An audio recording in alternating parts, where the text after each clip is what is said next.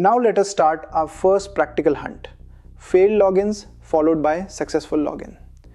This hunt is critical for finding attackers who are guessing or spraying passwords. Attackers often try multiple passwords before achieving success. This pattern can indicate password guessing, credential stuffing, or a direct account compromise. Our hypothesis is simple.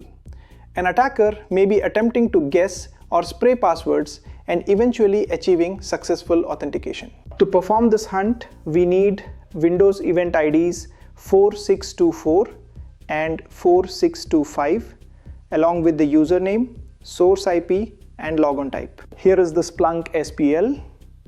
We search for both failure and success codes, count them by user, and filter for those with multiple failures followed by at least one success. And here is the same logic in Microsoft Sentinel using KQL.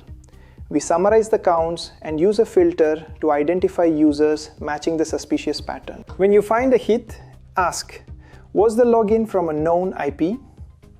Was it during normal hours? What happened after the successful login?